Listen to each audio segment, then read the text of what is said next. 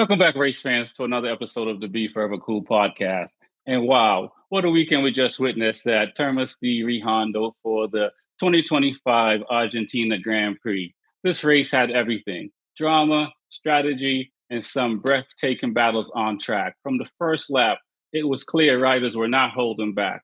From the front runners went wheel to wheel, and just when you thought one had the upper hand, another one would dive on the inside, reminding us why MotoGP is the pinnacle of motorcycle racing. Now, let's not talk about the tire choices. Some gambled, some played it safe, but in the end, the right call made all the difference. And of course, Argentina wouldn't be complete without the passion of the crowd.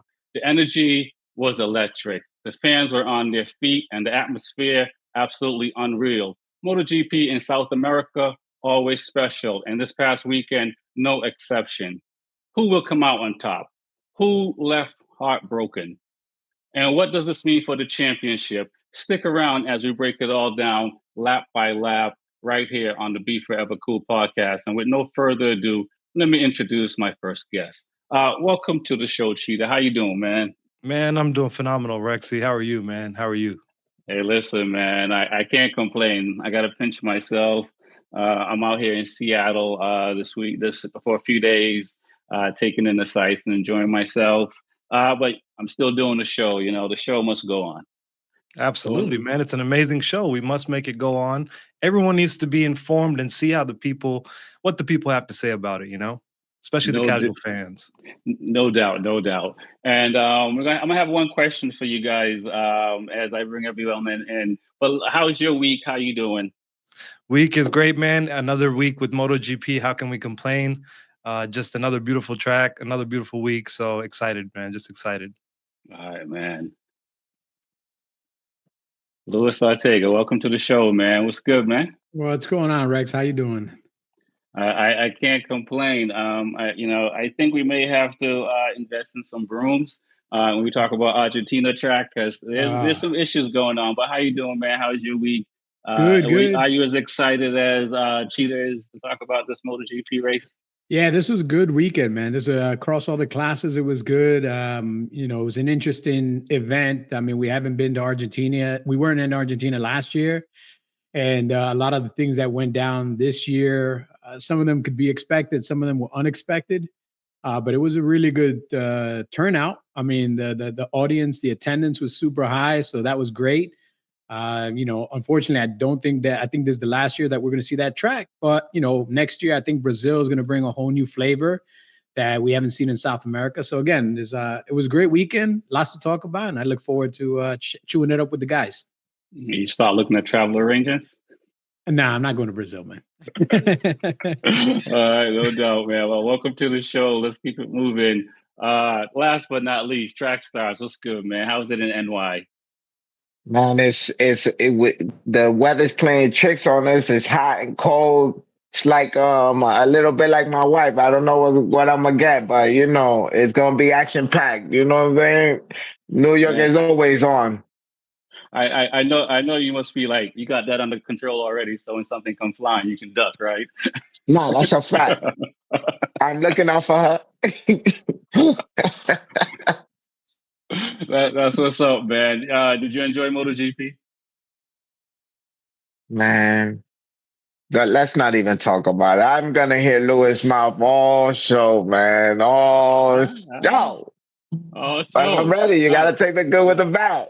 Let's go. Let me get right to it, man. Why can't they do like baseball and cover the track when they're done with it, so that way when they show up, there's no dust? What's going on, guys? Man, talk to him, Cheetah. Cheetah, you muted. Let me say this, man. Did I not say that this man was gonna put another lasso around his brother, or at least try? Golly, what do we see some predictions coming for the near future, man, in these next few races? At least who's going to be podiuming, right? I think a lot of us have changed our mind on who we're going to bet on after this race. It's the second race of the season, solidifying a lot of people and what they're trying to be set out for. Is Pecco starting to show his true colors? Man, is Ayagura on something new now, especially for half of that race? Golly. that's something we got a lot to talk about. A lot to unpack. We definitely do, but are you gonna throw your 2 cents in on why the track is so dirty in Argentina, man? Man, I don't know, man. Is it the bad drainage? Is it just debris coming out to the outside and just no one's cleaning it up? What's going on? Maybe Lewis has something to say about that, man. Yeah, man. I spoke with our team guys that were working the track, and pretty much everybody in the support paddock hates that track. It's built on a swamp in the middle of a rainforest. So it's a very dirty track. And if you look, it's nothing but bugs. If you look at the sprint races, if you look after every practice, the guys are taking all their tear-offs off. Their helmets are covered in bugs. There's a lot of humidity. And so the track on the dirt on the track is one thing. The bugs is another thing. I mean, we had guys going out and getting bug nets to put in the garages so that the bugs wouldn't enter the garage. And then the last part is that the humidity, it's so moist there that when they're getting on the brakes and the carbon dust is kicking up, the carbon dust is going directly onto the suits and sticking to the suits. And getting that off the riders is next to impossible. So there's a lot of suits that are literally going to go into trash because they can't be cleaned anymore. I mean, it's that bad. That makes sense. When you go back and see the race finish, Mark is zooming in on Mark's face. He's got it looks like Braille from far away because all the bugs just all over his helmet. You can see it on a lot of the different riders' suits. The S1 fabric, which is the elasticated fabric that's underneath the arms, it looks like they sweat into it. It's actually dirt from the track, dirt from the carbon brakes, just dirt, and you can't get it off, It really looked bad on the VR46 team because they went with a flow yellow and white colorway. Yep. And so they looked like they were mud wrestling instead of racing motorcycles at the end of the race. I mean, Pecco's suit, I was like, dude, take your suit off, walk around naked. You look hard. Wow. You got track stars. Your thoughts? No track days in Argentina for you? Man. And I'm excited to visit Argentina one day. You know what I'm saying? But damn, just like Lewis said, the suits look filthy. I was like, yo, is that an old suit that Morbidelli's wearing? Because they were on here so many times, and with that fluo yellow color all on the bottom of the suit where the elastic is that Lewis is talking about being damn near black. You're like, what the hell's going on? But man, and all the crashes. I mean, shame was going on with the track, but the fans were unbelievable over there. Like they were going crazy.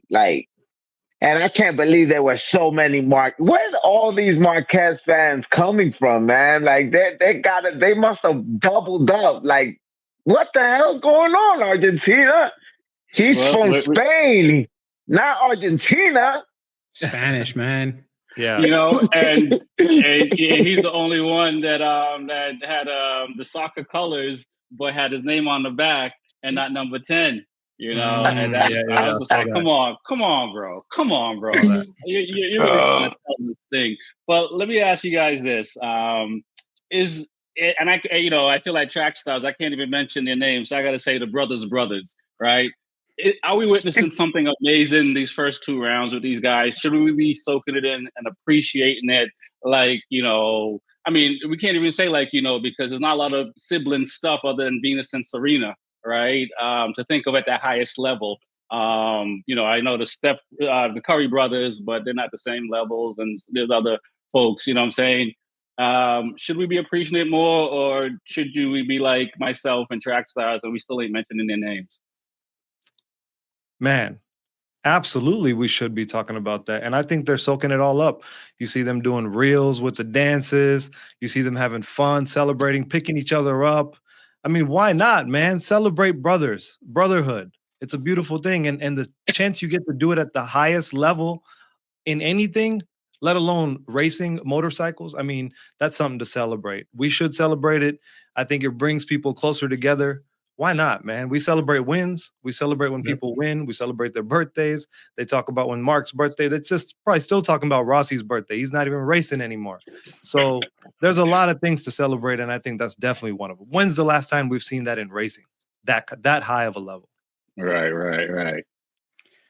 Yeah, I think we should celebrate it. I think it's bringing good attention to Alex Mark's already got the attention, but I think it's bringing attention to Alex because for a long time, Alex was looked at as Marquez's little brother, and that maybe he got some of the places he got because he was the little brother, but he's actually now showing his potential that he's got on a satellite team, but he's the number one rider. So this is the first opportunity he has to be the number one rider on a team where he's going to get the best data guy, the best chassis guy, the best technicians to work with him. And, I'm sure he put in the work over the offseason with his brother to get up to the condition that he's in, because all of these guys are athletes, and you got to be in the top condition to do what they do for the amount of time they do. For the people that have never been on the track and don't understand the physical toll that racing a bike at that speed with that much power takes on you, like you got to be a top physical condition. And his brother just showing like, hey, I have this condition. I also have this talent. And if it wasn't for my brother, I would have just won the first 2 races of the year and beat the factory riders. So I think it's great. I think it's really giving Marc Marquez and Alex, like I said, a time to shine, man. I hope that Alex can continue on this because I do want to see them both competing to the end of the year. Because it's interesting, man. We should, the only other 2 brothers we have in racing right now are the low side brothers. And, there's nothing special about those 2 guys except how much body work they take up each year. These guys are actually winning at the highest level on comparable equipment. Like, it's not like one of them can say, I have such superior equipment. I'm sure Mark has got a little bit more sauce in the juice, but, his little brother's not letting him get away, man. His little brother's keeping him honest. If not, Marquez would have just won the first 2 races by what? A combined 28 seconds? That would have been boring. Track stars. Paul Pierce coming to your store, you dapping him up. Tom Brady coming. What's the deal? Hell no. If there's a kid in a spitting contest from Boston, I'm going to go. You hear me? Like, there's no way. But we're like, oh my God! The team here. Have you seen the Gresini team hang out so much in the Ducati? Like, what is Pecco racing for Gresini and that brothers are together on the Ducati factory bikes? Like, what is going on? I said that. Yeah, they're gonna sign him next year. They're gonna be like, you know what, Pecco, we would like to cancel. They're gonna do a Bastianini on him? Yo, basically, we canceled your contract. It's unbelievable what's going on. And listen, you have to be super strong to deal with what Pecco's dealing with. And I'm sure they try to prepare him for this, but he's proven that he just doesn't have the willpower to really stay focused on the track like he had done in the past. He had one of the greatest rivals, which was Jorge Martin, on track for a long time, and with the pressure of trying to provide championships for a factory bike while competing with a satellite bike.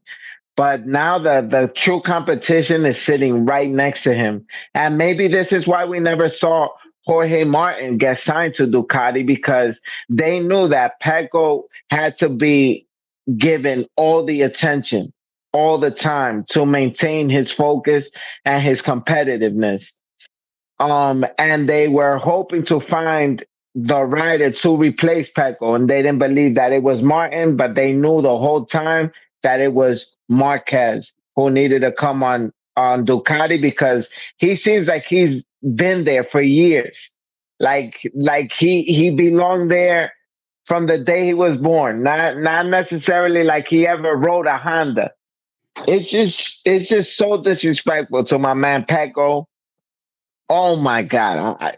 I'm sure we're going to talk more about this, but it's just complete disrespect. Well, since you brought it up, let's talk about it now. Last year after Pecco finished Coda, he only had 50 points. Going into Coda, he has 43 points. So he has a better year this year than last year. on paper so far. So outside, and he's not even a champion, right? Is it fair that they're treating him like Jason Tatum right now? And there's a whole bunch of other guys on the grid that should carry some of that water. I mean, you guys, is it really pressure? Pecco can't handle the pressure of Marc Marquez being on the same team as him, or we just need to relax a little bit. You're muted, Cheetah. Sorry about that. I think it's a bit of everything because last year I think he had 8 DNFs. Pecco. Yeah. Let that sink in, Trax. I saw you sit back there for a second. I had It's a lot. So if you think about it, there's a lot to watch for Pecco in this year. And with the pressure of having to chase down not just one Marquez brother, but 2, right? What happens to him now? Or is he going to continue to DNF? We don't know yet. There's a lot of question marks for him. And frankly speaking, he kind of has gotten lucky the last couple of years, not having to chase a guy like this, especially on his team with equal machinery. We're going to see a lot of mental games going on, and we're going to frankly see the psychology of Pecco. Is he going to be able to pick up and just really pick his bootstraps up and start getting to work and put down some real heaters? Or is he just going to place 4th, 5th, 6th and, be grateful that the number 1 plate isn't in playing right now to give him another, push him back another spot. So it's a lot to watch out for with Pecco and Marc right now. I'm very interested to see this. Lewis, man. I mean, with the speakers and the bass coming from Rossini / factory, I mean, Pecco, can he really relax? No, he can't, man. I mean, it's still early in the season. This is a 22 race season. We're only 2 races into it. We still got 20 to go, plus the sprint races. I mean, there's plenty of time for him to shine. But this early in the season, you're already setting a tone because let's be honest, when we talk about Coda, that's another Marc home track. He's going to be really hard to beat. And this kind of goes back to something that I said in the past. In the past, we always said, is it a great rider or a great bike? And I've always gone with the contention that Martin and Pecco are very, very good riders on a great bike. And now you have a great rider on a great bike, and he's showing how that extra level, what it actually looks like when you put it on the track. Martin and Pecco have been battling each other, and they're both on the same more or less level. And last year they were racing with somebody who was on a better level, but on inferior equipment. Now that person's on the best equipment, and he's got that extra sauce that nobody else has. And that's why he's walking away from these guys. And now Pecco has to come to the realization that, oh man, I haven't been fighting an equal opponent. Now I'm fighting a superior opponent. That guy's got this extra thing that I don't have. I can't figure it out. I see his data. I just don't understand how he could break that late, how he can lean that way, how he could do things on the bike that I can't do. So what? Do I have to learn how to re-ride the bike? And by the time he learns to re-ride, Marc's already riding the bike. By the time Pecco catches up, we could be in 6-7 rounds. And if Marc keeps going this way, I mean, he could technically sweep the next 3 rounds. Oh, we're not going to talk like that. Let's move right to track stars. Track stars. I mean, should Pecco retire, take his 3 rings like some of these F1 drivers do after they get 1 title, or this is just going to make him stronger? I think my problem with making a prediction right now is that I'm not making a prediction based off of my belief in Pecco's talent. My prediction would go right now based on Pecco's confidence. It's out the window. His language, how he's talking, how he just sounds defeated. He sounds. It's only the 2nd race. Yes, there's 4 races because you gotta count the sprint, and he has to be like, yo, what is going on? But the problem is that he's basically, he says it. He's like, I don't know. He's just on another level. He's on the same bike as me, and I'm not even close.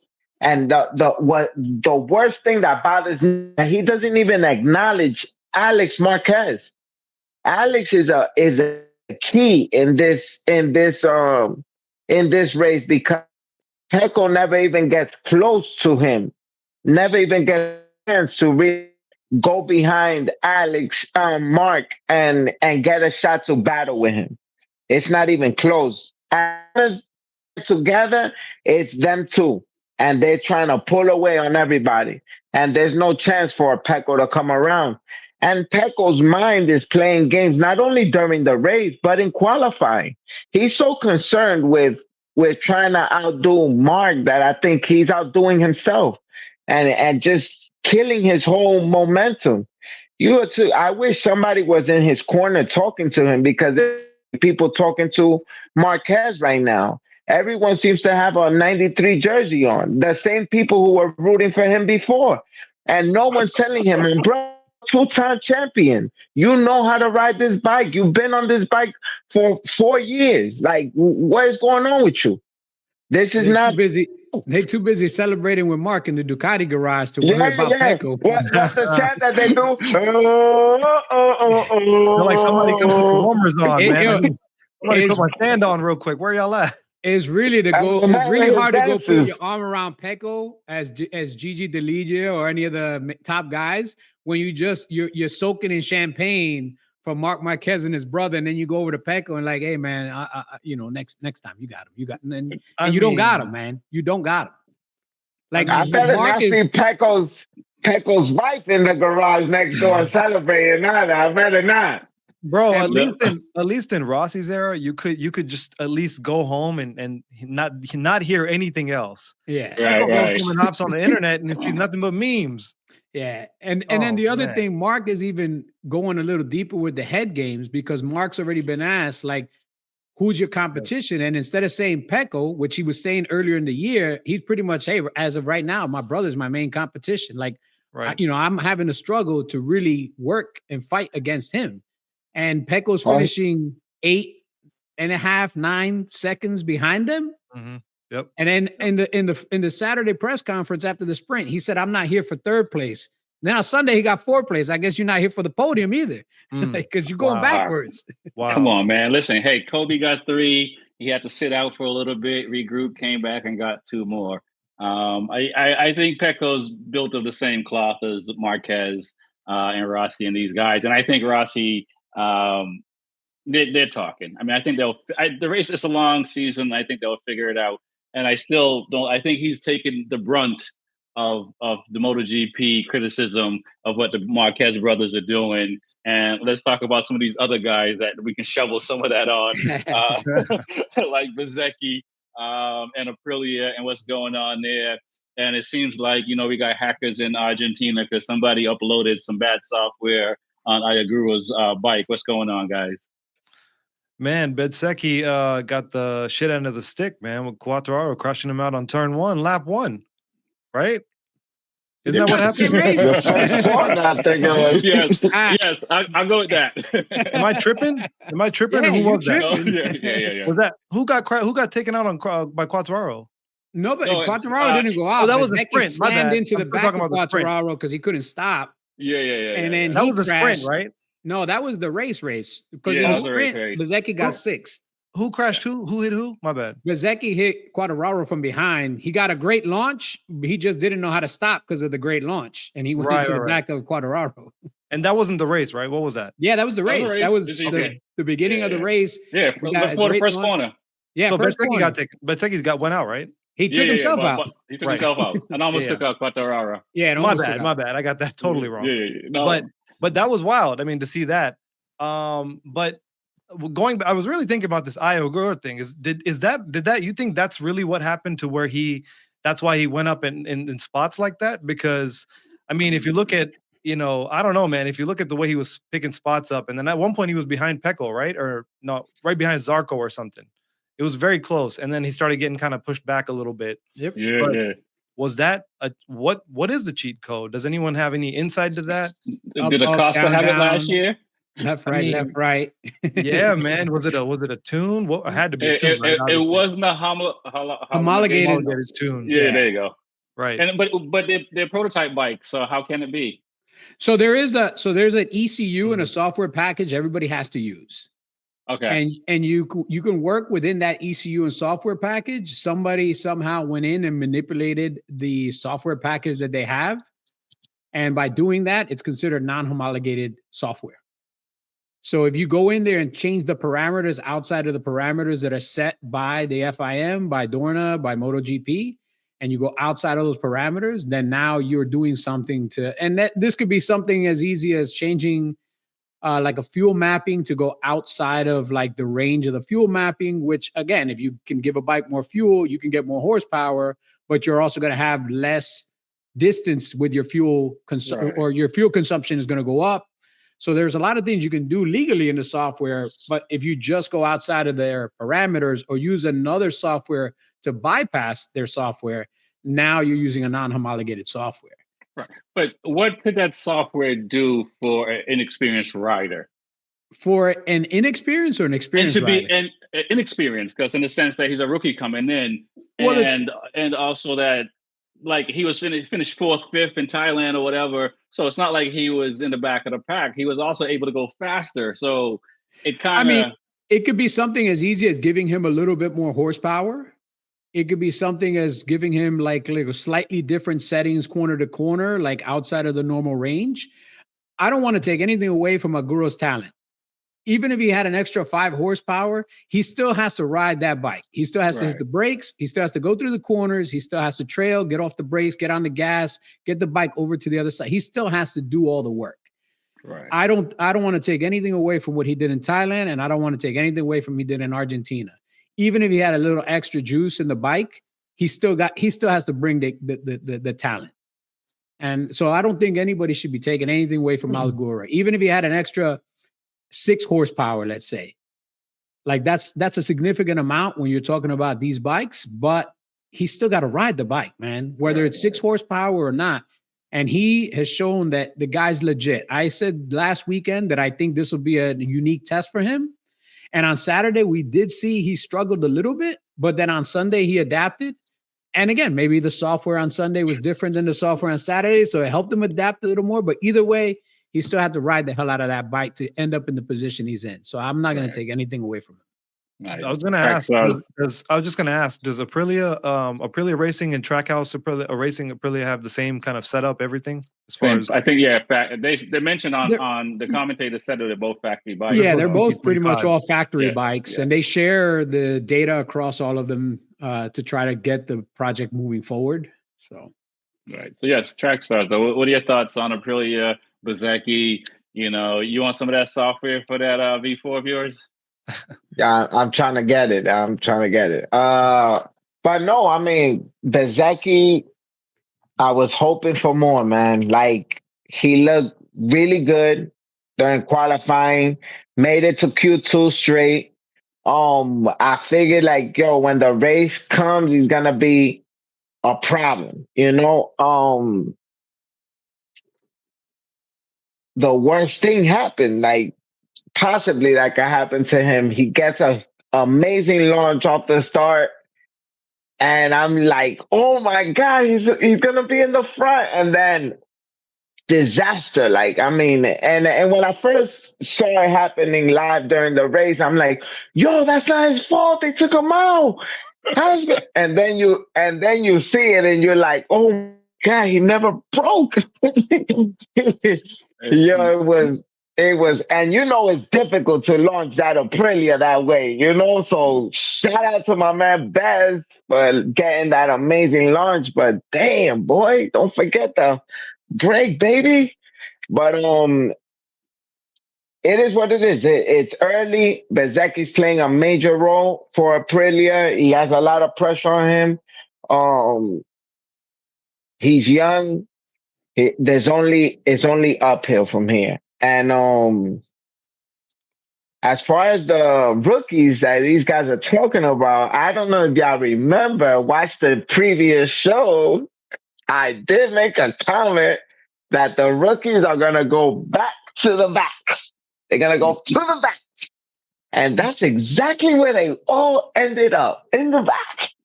And Aguro looked great in the front, battling. But you know what happened? You found out. Got hacked. Got hacked. Yeah. We could blame it on the hack if you want, baby. But yo, the front of the grid is who belong there.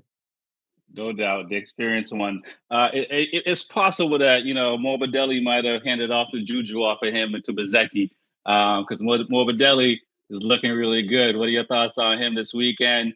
Aside of all the bugs and the discoloration of his suit, you guys think of what Morbidelli's doing? Man, he was solid. I mean, if it wasn't for Bezzecchi going down, would it have been four Ducatis in front of him, in front of Pecco? My bad, I just thought that. But yeah, man, Morbidelli had a great performance, and he was able to get in front of Pecco and just stay in front of Pecco, right? Like pretty much somewhere after lap 4 or 5, if I recall correctly. But yeah, he early on. He kept it real early and just kept it going, and very impressive by him. So hopefully we can see more of that coming up soon.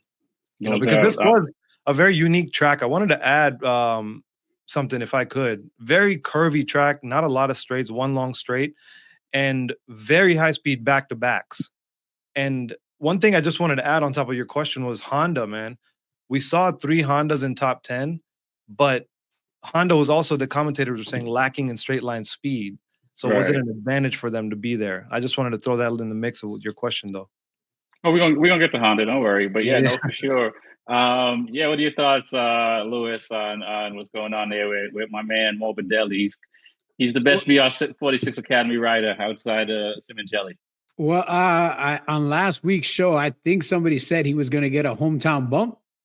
I think so. And I said that because he's close to Brazil, you always get that extra 0.3 of a second. And I was impressed that he was up there. I did not think he was going to be in the top 6. I knew he was going to be somewhere in the top 6, especially being his home, as close to a home race for his Brazilian fans as he is. But I was super impressed more with the fact that he was on the soft compound rear tire. I was going to bring that up. And that was the one thing that I was like, that might be medium? Great. Yeah, that might be great at the beginning of the race, maybe to the midway point, but like the last 3/4 of the race, he could suffer. And I think he did really well to keep Pecco behind him. He got a good gap on Pecco, and at one point he actually started to catch up or close the gap a little bit on Mark. Right. And then, I think maybe the tire degradation hit him with like 5 laps to go, and he kind of just had to hey, I just got to get this in 3rd place. Right. And you think if he'd went with the medium, he would have been able to chase down Alex? I can't say that because I can't say that he would have the early grip to catch up to them. So it's the trade-off. You had that early strong grip that he was able to work his way through the field and get to the point he got to. But that last 5-6 laps, he was just.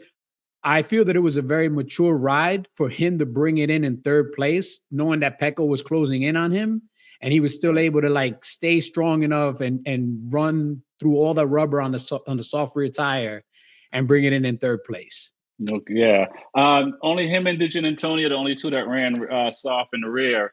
And I was surprised that they both moved forward towards the end of the race. I thought towards the end of the race, they were going to start going backwards. And so for some reason, the VR46 team was able to get a little bit extra out of that soft rear that nobody else seemed to get. Okay. What are your thoughts, track stars, on my boy Morbidelli and what they're doing? Man, I hate when Lewis says things and it happens, and this seems to happen a lot. That Morbidelli call, oh my God. Like, I get it. These guys been on this bike. They've been on that platform.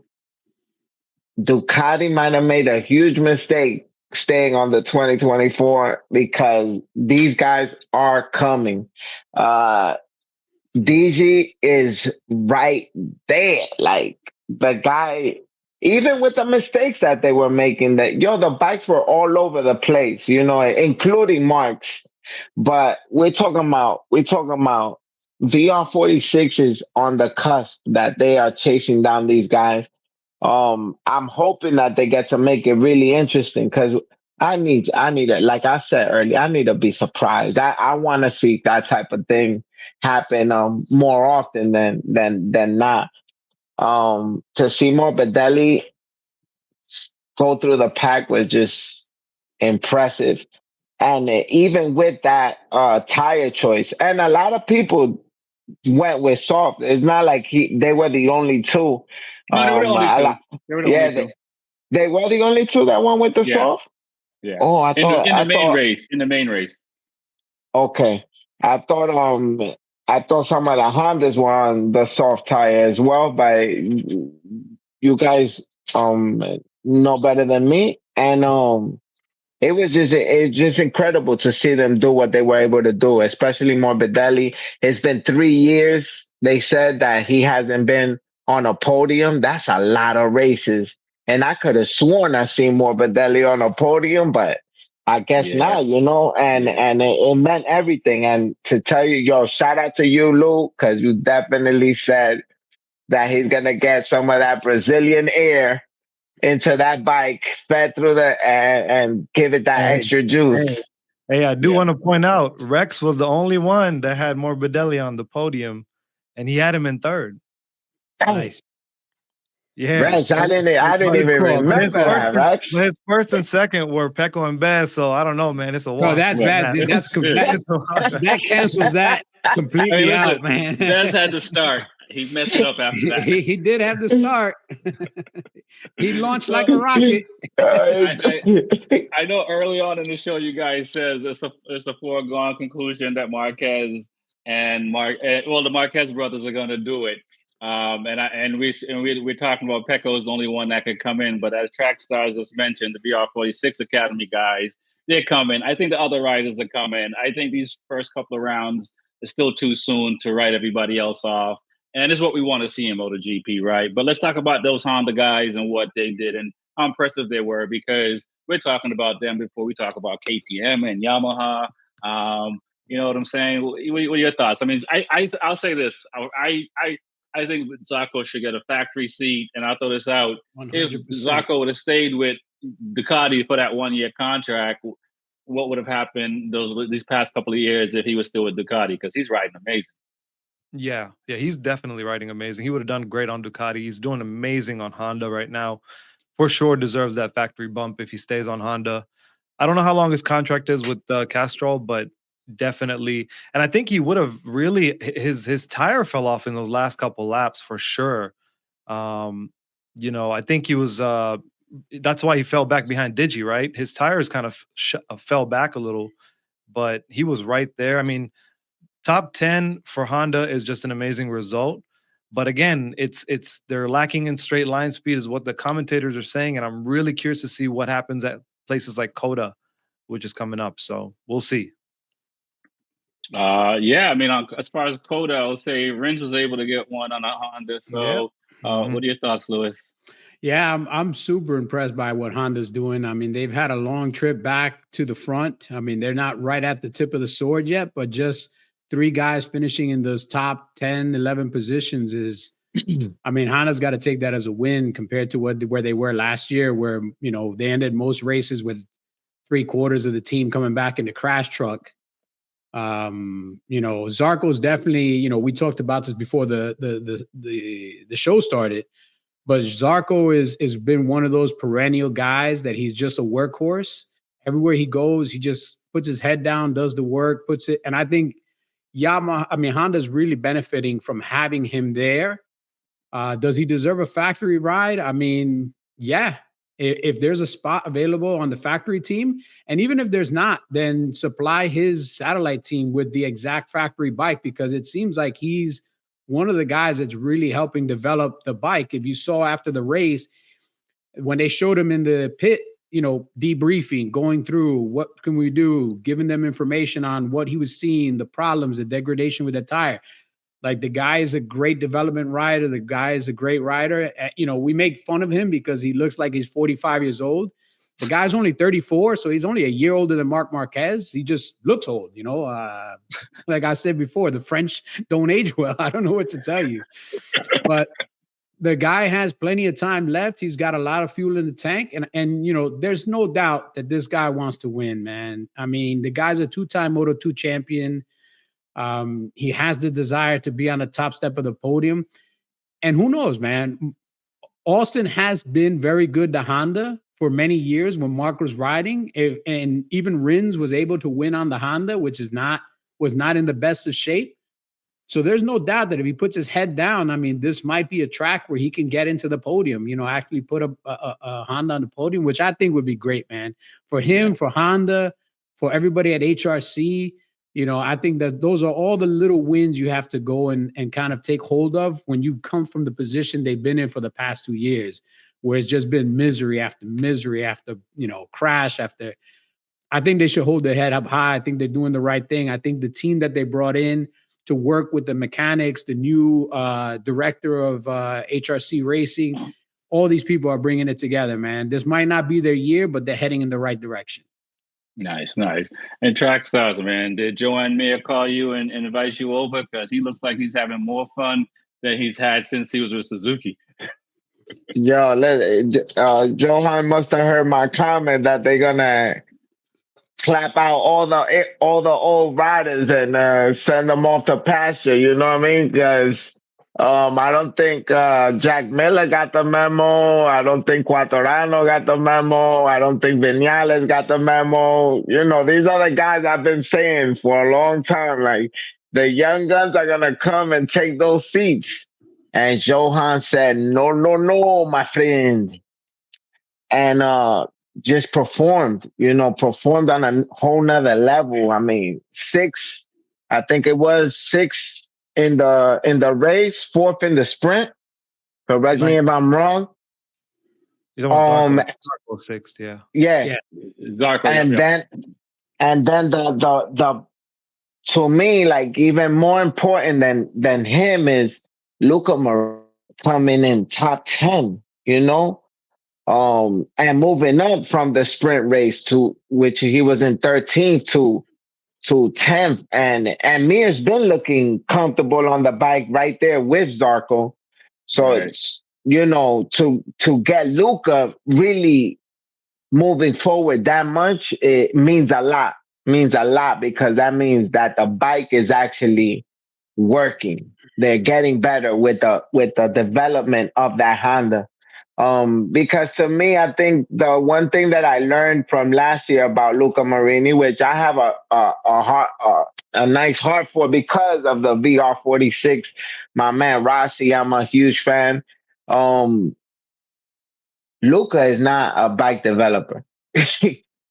He really looked like a completely different rider on the Honda, and to prove Lewis's point that the Ducati is that incredible and that the bike sometimes makes the rider. Fine, I'll give you that because of what I've been seeing on the Honda last year to this year, that the bike is actually improving, and you're noticing it by Luca's improvement as well. We're moving through the grid. So Honda's doing something right. I hope they continue to do it because MotoGP needs it. We need it as fans to see it competitive. And shout out to you, Smitty. Finally, Honda is doing something. No doubt. Let's talk about the other Japanese brand. I don't know who have more bad luck, Alex Rins or Oliveira. Oliveira just seems to get taken out every year by somebody and out, right? Out of the race this past week. And hopefully, I don't know what his injuries are, so hopefully he'll be back for the next round. But let's talk about the Yamaha guys and just the bad luck of Oliveira. Man, remind me again how Oliveira got taken out. You got taken out by Furman Aldeguer. Yeah. Furman Aldeguer got back on the bike. That's right. Aldeguer got back yeah. on the bike. Yeah. That sucks, man. Bad luck for him. What can you say? And then I almost want to challenge that by saying who had it worse, him or Aldeguer, because Aldeguer is the only Ducati past 5th, and he came in like 16th. Right, he got a rookie. He got a rookie stamp though, so you know he'll get a pass. Man, he's on a Ducati, and like there's no excuse for that. Yeah. Yeah, man. It was sad to see Oliveira go out like that. Unfortunately, well, the rookie sign is the L sign, right? Learner's Yeah, sign on the thing. yeah. So I was saying loser, really, but it's he's got the learner's permit. but he needs to learn. I mean, I think I don't know. I said this from the time he got his contract. He's not thinking clearly and making bad decisions on the track. Yeah, no, I agree. It's between him and Bastianini for who had it worse. Bastianini in 17th, man. And now you always look back at who's on that same brand and all the way up there, and it's Acosta. Acosta got a good tow from Pecco in qualifying and put himself in a good position for the race, and was able to really put that KTM up there with Brad. So it's just interesting to see that Bastianini had, and luckily Vinales was able to make up a few spots because it was really him and Bastianini there for a second. So just way back there. And so it's tough to see that, but I guess we can have an award session for who had it the worst. Who's the worst rider? Right. Well, I mean, a manufacturer, team, and individual. Yeah. What are your thoughts, Louis, on Yamaha? And let's throw KTM in the mix because it looks like even Yamaha, for the most part, it looked like they had a better weekend. I mean, Brad looked well, but Brad also had some issues. Yeah, I mean, we talked about it before. I don't think KTM's moving in the right direction. I think they're going to take either no step or a step back this year. Yamaha is a little bit in that same position. They're still down on top speed. They still don't have exactly the mix of bike and pieces to be competitive. Between those two, I mean, it's hard to say who's in worse shape. I mean, I think KTM is in worse shape because they came from better shape, if that makes sense. Like last year, we didn't expect anything from Yamaha. And this year, if they do even slightly better, then that's a positive. But KTM actually had a pretty positive year last year. And now it seems like every weekend they're running into problems. They're running into issues. And, they're finishing in the lower half of the grid for the most part. I mean, when you said Bastianini, I had to remind myself that he even races. I don't see that guy anymore. And this goes back to, again, a good rider on a great bike, the bike can make him look great. A good rider on a moderate bike, he will not overcome a moderate bike. So this goes back to like all the years that Mark was racing that shit box and was still staying competitive. Even if he was tossing it into the kitty litter, it wasn't that the rider wasn't great, is that he was trying to overcome the limitations of the bike that he was working on. Yeah. Man. Tough and critic. Bastianini now is on a moderate bike, and it's just showing the level that he's at when Acosta is dusting him, Brad Binder is dusting him. Like, why did he get that ride with Ducati to begin with? Because he was on a Ducati that made him look good. So Ducati was like, hey, this guy's got talent. And then they put him on a Ducati bike, and he showed one or two flashes of brilliance on a better bike than everybody else on the grid. And now that he's on a KTM, where is he at? Hold on. I don't go past 15, so I got to scroll down a little further.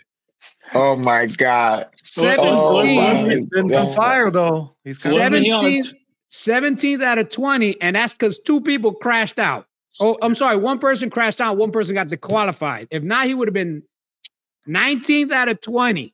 And the only person behind him was Bezzecchi, who crashed in turn one and was a lap behind everybody else. I'm just saying, didn't he do well on a 19 Ducati? Bastianini to win the factory seat over Martin. Was it a 21 or 19? It was a 19 bike that was still a bit to fight with. I think it was a 20. Wasn't it a 21 bike? Because he was there for 2 years, 21, 22, it was a 21 22, bike? 23. Yeah, so it was a 21 bike. And he was 23 before he got the factory seat. So he was on a 21 bike when he... Because remember, they skipped a year, right? They did skip a year, But remember, by then, Ducati was already the bike to beat. If he was on Andrea Dovizioso's Ducati and competitive, then I'd be like, all right, he's got some talent, because Andrea Dovizioso was riding the hell out of a bike that was still in development. Yeah. But he was already on a bike that was well developed when Andrea Dovizioso left. Yeah. Fair enough. Fair. Again, now, if not for two guys crashing out, he would have been 19th out of 20th, and the only guy behind him was a guy that ran off track in turn 1 and had to make up, 38 or 40 seconds. Right. Like, Track that's size, man. not a good look. Is it Yeah, hard yeah. with their heads, like Lewis is saying? I mean, Nah, two come rounds on. on a new bike. He's been on a duck for so Come long. on. Yeah, And Louis. Mark's on a new bike, technically. he had a year. Agura's on a new bike. Agura Agura is a rookie on a new bike. You, He's you, got you the have, cheat code. You got to look at the yeah, ones and zeros with Ayagura. yeah. Lewis Vinales is on a is new bike. unfair. Lewis is unfair. He's a guy about, don't talk to me what you did yesterday. Talk to me about what you did today. You know, like I already know his lines. I know his lines, yo. This guy is unfair. You know, he deletes, and when he deletes, he's not asking you for your contact again. So make sure you stay where you need to be. Yo, this guy Bastianini, we know this guy was a possible champion. You know, he beat out the champion for the in the factory for the factory bike. He beat out Jorge Martin for it, and they thought he was the next coming. And even in the following season, he had not the best start to the season, but he came back from way back to gain a whole bunch of points and even some wins the following season to still be mentioned in the name of possibilities. And he helped out Pecco a lot to make sure that he capitalized off the wins. And this year, it's his first year on the KTM. People, be a little patient. He's not gonna stay back there for too long. I mean, he can't go further back. So yeah, he's not going to stay back there. I mean, damn. You can only go forward with further back now, there. Yo, stop it. He's gonna figure this bike out. I mean, listen, we are witnessing something that we are not gonna forget with what the two Marquez brothers are doing. And of course, we have another phenom in Ayagura. You know what I'm saying? We were going crazy with Acosta last year, and to see that we have Ayagura doing what he's doing, even with the cheat codes, it doesn't matter. It's showing that this transition from Moto 3 to Moto 2 to MotoGP really does work, and that the development process is showing great signs of the future of racing here for MotoGP. But we cannot forget about the people who already been on the platform. We can't just see them in the middle of the bread, as the tomato, not necessarily the ham or the cheese. Bastianini is the ham in the sandwich. You're gonna taste that flavor. You're gonna taste the prosciutto very soon. Don't worry. All right, man. That's what's up. I gotta get out of here, guys. But I got one last question for you guys before I get out of here. Which rider needs to be most improved in Coda? Oof. That's a tough one. I think there's a lot of ones. Man, there's a lot of guys, man. I'm gonna say the most improved I would want to see is actually Pecco.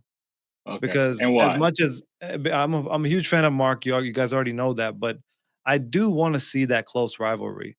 Because I think there's no other person that's better fitted to be next to Mark in that seat right now, with his history, with his championships, and his caliber with Ducati. I think he just needs to get locked in, and now is the most important time for him. Early in the season, when he can kind of get close to the Marquez brothers. Because if he loses Mark right now, it's going to be Mark can sit out for a couple races, can get injured for one race, and still come back and beat him. Right? We need to see Pecco kind of lock in and keep that trio going in the front to where now we're seeing it's a 4th, 5th, 6th battle. I just want to see them battle it out for the top 3 now. Because when's the last time we've seen the top 3, 4 battle it out for first? It's rare, and we want to see that again happen. And used to happen a lot in the early 2000s. So we want to see some more of that. For me, I think it's either one of the factory Yamaha guys. Factory Yamaha's got to show something, whether it's factory Yamaha or it's satellite. Like Yamaha's got to show something at Coda. It might not be the best track for them, but they can't keep finishing outside of the top 10. I think Quartararo could have done good this weekend, but again, they can't keep finishing outside the top 10. Whether it's Renzo Quartararo, they got to move up to the front. Bezzecchi, I mean, no, took out Quartararo, so he.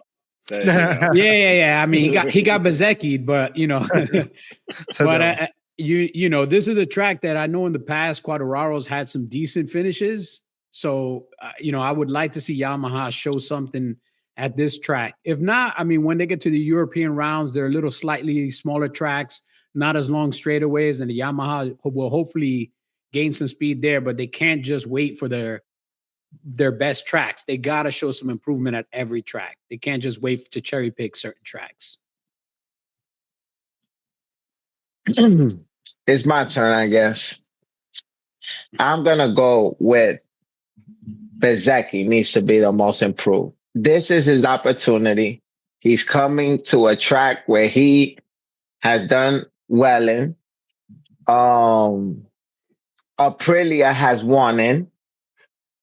I think that it's Bezzecchi's week to really improve and show that not only Aprilia has a chance with a good bike to be in contention for a championship, for Jorge to motivate Jorge to hurry back. But I think it also is going to say a lot for who Bezzecchi is as a rider.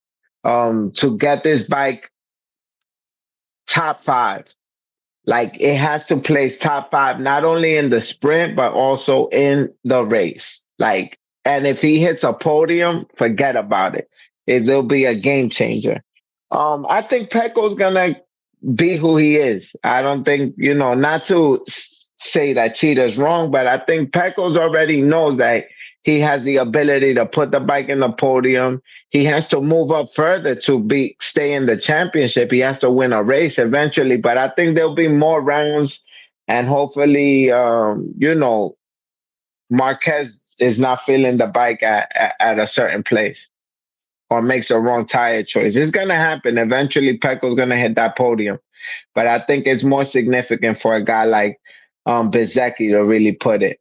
Yamaha, I think you guys are finito until you get that V4. Oh man, I'll say Luca Marini. He has to.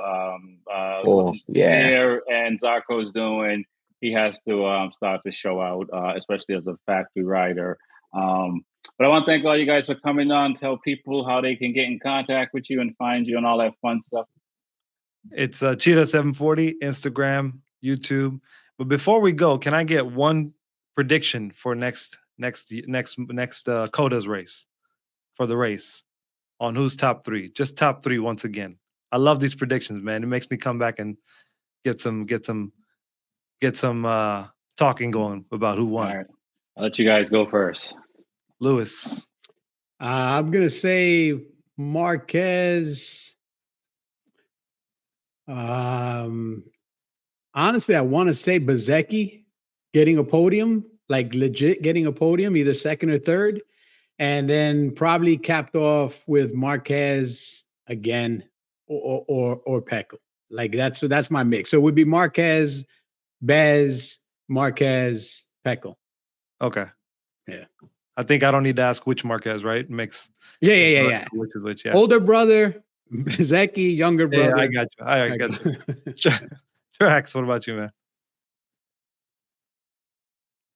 I got Marc Marquez winning. I got Pecco in second. And I got Bezzecchi in third. Okay. Hey, I got Morbidelli winning. I got Bezzecchi up there somewhere, and I'm gonna throw Alex Rins in the mix. You talking about it's a long season, track stars, and getting lucky. Marquez had a couple of he saved it last round, but he's not gonna save it every round. and he was a little he wasn't that comfortable with. He was a little Alex out of behind him. shape. He was a little out of shape. I think I saw that. I definitely saw that. But I think it's a little dramatization for to make it look interesting for his brother that he's trying to bring his brother to the team. I think it's more show and movie script than it is really happening that way. Yeah. I think Coda's an important track for Mark to win, man, because he was the king of Coda for a long time, and then he fell off. And I think coming back to Coda is a track he's comfortable with. He's on a better equipment than he's been on in a long time. He's gonna show out. Yeah, I think he's gonna really try to lay the hammer down from the first qualifying or free practice. I think. I feel like it's before that, bro. I feel like he's gonna make a teaser with him on a cowboy. He might do like a video. When he was dominating. Yeah, I got Mark, I got Alex, I got Bez. That's my prediction. Nice. Man. Ooh. Yeah. So we Marquez all, looks so like we he's all going think through Bez is up midlife there. crisis. Yeah. Oh, for sure, Bez. All right, good. No doubt. Tell people how they can find you, man, so we can get out of here. Me, you can find on Instagram, Real Lewis Ortega, and you can find me some other places. But if you have any questions, you can always send them to Track Stars. Tell him Lewis is right again, and he'll be more than happy to pass those questions on to me. Tracks. Oh, you can find me at Trackstar, spelled TraxStarz.